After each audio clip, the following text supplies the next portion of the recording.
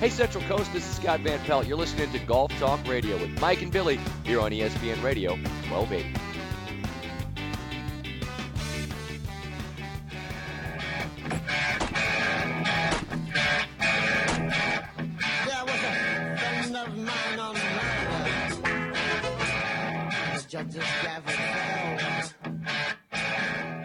Welcome back in, everybody. Golf Talk Radio with Mike and Billy right here on the Golf Talk Radio Network. We're so glad you guys are with us. Happy end of the year. Hope you had a great holiday with your family. And Merry Christmas. And we wish you the best in 2018. We're letting it go, or I think all of us are letting it go for going down to 2018. So I want to thank Sundale Country Club for being a partner with us for so long in Bakersfield at SundaleCountryClub.com. And you can call them for tee times at 661-831-5224. I don't know if you guys knew this or not, but today is Tiger Woods' birthday. Wow, man.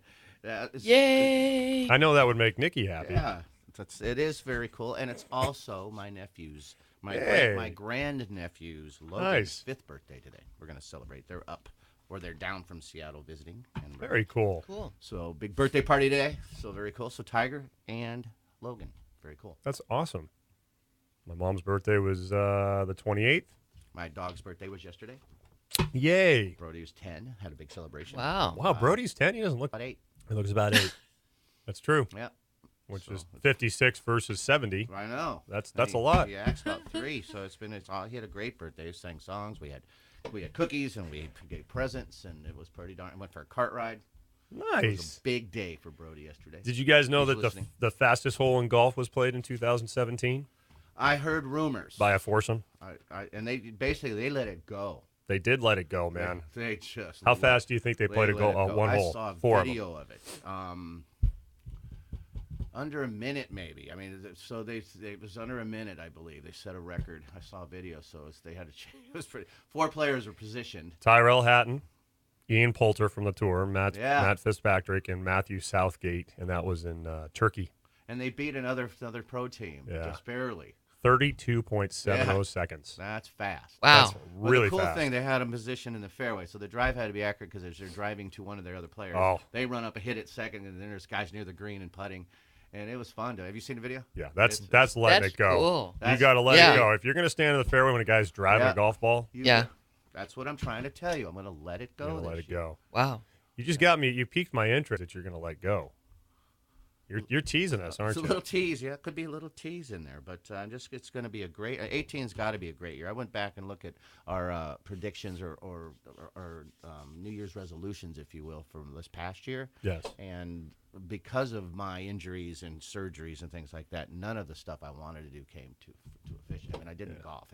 17 was really a non-golf year for me, just a few rounds. So I wouldn't have put grips on my club if I didn't think I was going to play some more. Yeah. So that's kind of why I haven't put grips. And then so it's nice it's encouraging for me. So I just said, you know what, I'm just going to let it go and get some grips. So I got in my car and I let it go over to Dave's house. I would talk to you right before you let it go, yeah, too. I was very excited about that. You said, I got to go. She said, here's a blank check. She gave me a blank check. Nice. I know, that's a good wife. Wow. So she let it go right out of her hands. I took it and I let it go over to Dave's house. That's really cool. So I got him. So I'm just going to, very excited about 18, I hope. And that's It's a very weird parallel because for me, going from 2016 with all the stuff at the end of 2016, for me going into 17, I felt the way you're talking is exactly how I felt. And, there you go. And then that first 3 months, I played a heck of a lot of golf. Did you let it go? I did. Good. Well, it just puts things in way different perspective. Yeah. And if you can do that when you're playing golf. Let go of those tight hands. Just let it fly, baby. Yeah, we'll let go of the little things. Let go of them little things. Absolutely. It's a big deal in golf. I was surprised to find out, and this is only through through September, of this year. But in 15-16, golf had an explosion. If it was up 5 to 10% on 15, it was up to like 12% on 16. Yeah. The rounds played at public rounds I'm talking about in business, and you run a golf course. But as through September this year, golf is down 2% from last year. It's still doing really well because it's been growing so fast. Right. but it's down just a little bit. Now that doesn't, that doesn't count the last 3 months or 4 months of this year. So, but it's interesting they found it down. It's interesting that the other part about that is if the rounds are down, but you think about how many courses are closing and how quickly they're closing. Yeah, If the supply goes down, and even there, and it's regional that it's going down, you're only going to be able to get so many people that are going to be able to play, because everybody wants to play in these little blocks. They either play 9 to 11, 8 to 11. Rarely nobody plays between 11 to 1.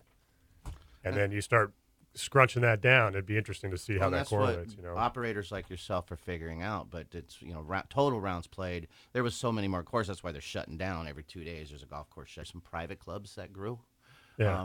Because they can, but public courses are shutting down almost every 2 days. Or in 16 was every 2 days. This year's about every 5 days a public course is shut down. That's amazing. Pretty soon they'll get that balanced. So there's so much play for right. They'll figure that out. It's going to tilt itself back. And business. So business is good. But the one business that's not good in golf, because retail stuff is doing pretty good, but sock sales. Socks are up. Socks are up? Socks are up. Golf stores are shutting down like crazy. The old golf shops, things are going online. Yeah, they go online. Things are going. So Dick's is still thriving a little bit. They have the new PGA Superstore. Yeah, that's doing well golf wise. But there was 1,600 off course specialty stores in 16, and 750 of them plus have closed.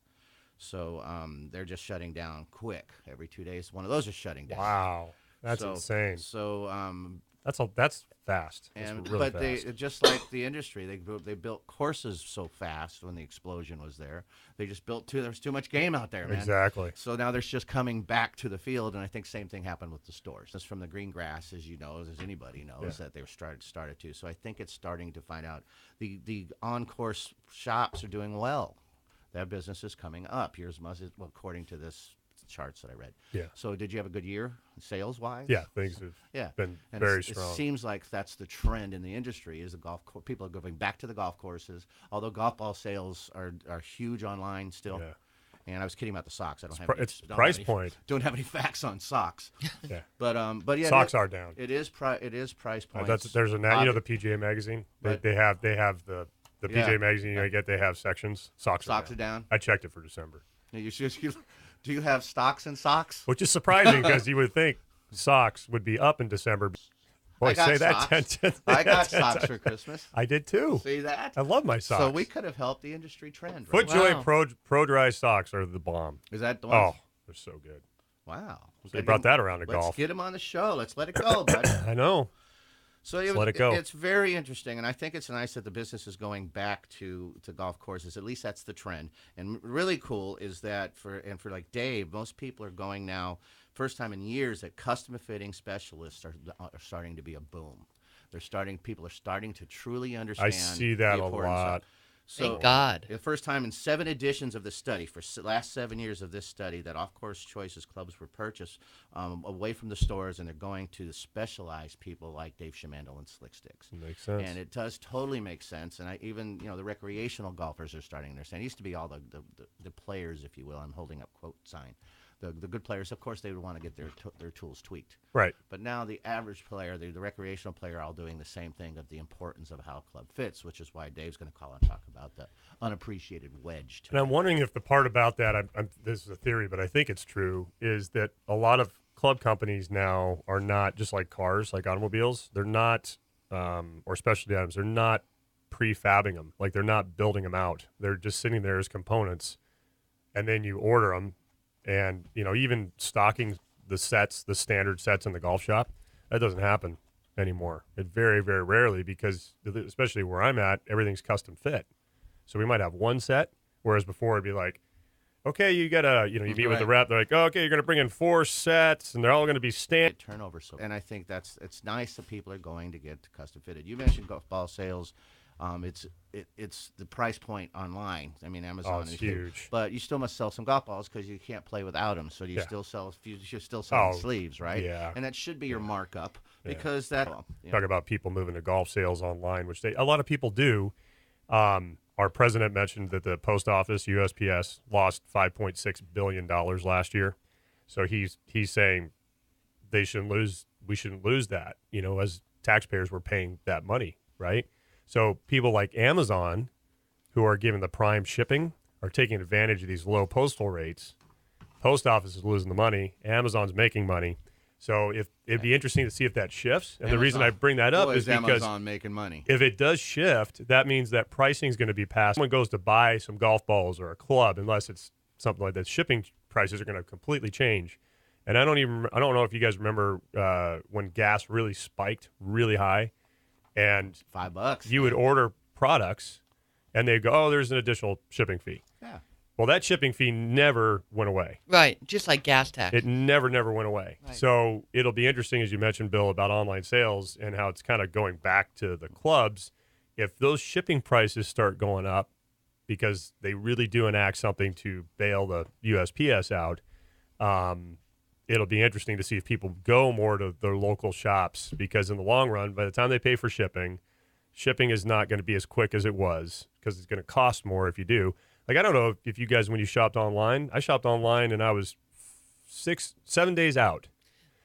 $21 if I wanted it in 4 days. $21 to get some items shipped that are like probably no bigger than a couple coffee cups. Yeah.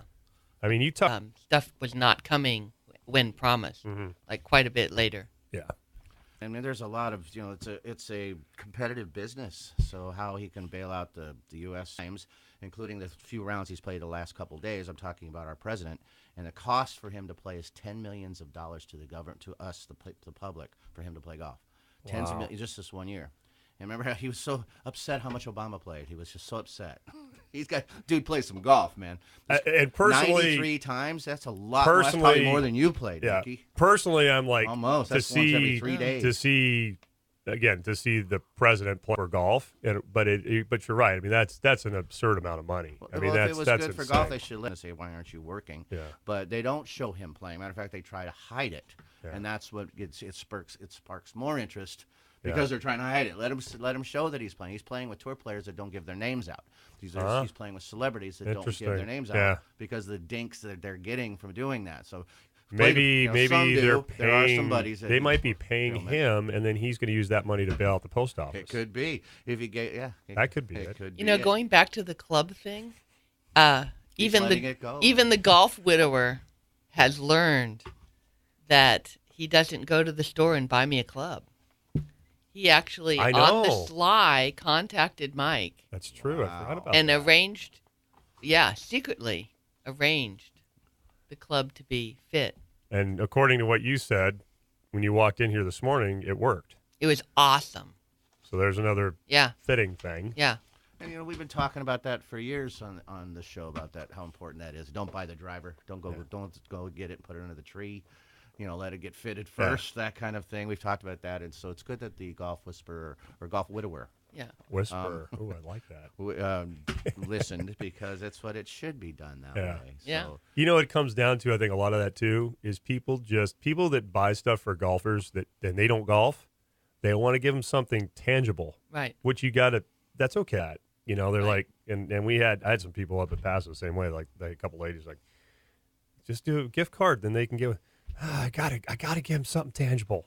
I gotta give him something, because they feel like there's this little card, and it's like that makes them less of a person, because they're only giving them a little card instead of like, here's a real club, you put with it a real in a grip. you put it in a golf club box. Yeah, big old box. Exactly. There. And then it's so funny you said that. I did that for one lady. Little card falls out, so that would be cool, and it's you got to be creative. Or you put an old beat up laminated, Wilson staff wood in there. Do you remember that time? I know this is going to say. Do you remember that time that I think you were with me? You and I and Steve Ford were at Bagel Basement, and we gave where Augie used to have the Bagel Basement, and we had a club. Oh yeah. We had a shaft that was iron. It was stuck in a round casing of cement. And we gave the club to Augie that way. Like, it was in a club box. And so he thought he was getting a brand new driver. A rebarb shaft or something. That's like 60 pounds. A piece of rebar in a block of cement. And we wrapped it in a golf club box. Yeah, I remember that. Oh, it was so funny. I mean, we ended up getting him a club, but we used to let it go. That was the tangible. It was a little bit of an inside joke because of like Billy really takes care of his clubs, and I clean the grooves, and Augie would do other stuff. I don't take care of my clubs that much. Jay Ferrier takes care of his golf club. It's like a museum. That's true. Yeah, I didn't go in that office Boy, anymore. He had those clubs so perfectly lined up. How many 59s or sub 60 rounds were shot in 2017 on the tour? How many? Five? You were there for one of them. Five? I was saying 4. 4? No, 3. 3. Yep. Justin Thomas, I think you were there. Weren't you there in Hawaii when you did that? I was. And let's see who else. Sergio, Adam Hadwin had a 59, and Sam Saunders joined that group. You're thinking of a year ago, that's when 58 was with Furyk. He shot the 58. Yeah, that was awesome. Seth Curry had a great, he played on web.com. Web.com. Almost made the cut. Let me guess, was it 74-74? It was. Yeah. Well, he was ahead of 3 other pro golfers, and he just missed the cut. So he had a good showing in his own event, considering it's not his sport. pretty awesome. Pretty impressive. that is awesome. Did you know how many tour penalties just for slow play were given out this year on the tour? How many? You might. Be It seemed like they were a little more aggressive with that, if I remember correctly, but I don't have stats 3. in front of me to know. 1. Only 1. And it's the first one in 22 years. Now, lots of warnings. Wow. So But- I'm thinking the warning thing. Warnings, but only 1. That surprises me. And then, but the Masters did 1, but it's not considered a PGA Tour event. Oh.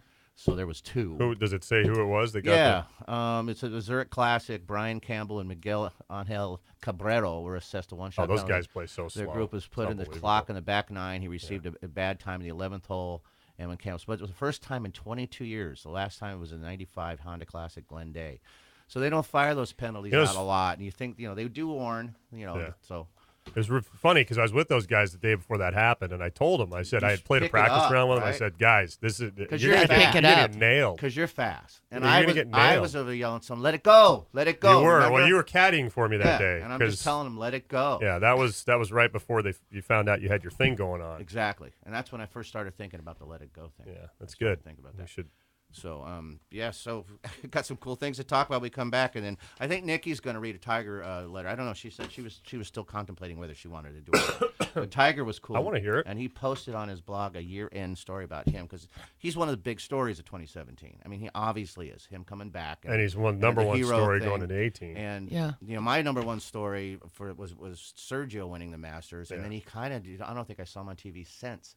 And he got married. He got married, enjoyed life. He won his major, got it off his back. Yeah. And I know he played in the other majors, I believe. I'm sure he did, but we didn't see much of him. But it was amazing because it was a huge story. And then he just gone. Where is Sergio? Where's Sergio? I can't see him. He's enjoying life, man. He's gonna have a family. He's a zillionaire. Good for him, man. I mean, good for him. So that was cool. It's a circle. He has a circle. It's a circle. Come all the way back from a circle. Came from a circle. Bad to good. Yep. Listen to Golf Talk Radio right here on the Golf Talk Radio Network. We'll be right back. Brought to you by McPhee's Grill of Templeton, McPhee'sGrill.com. Check them out in Templeton, California. Hometown cooking through and through. 805-434-3204. We'll be right back. Not a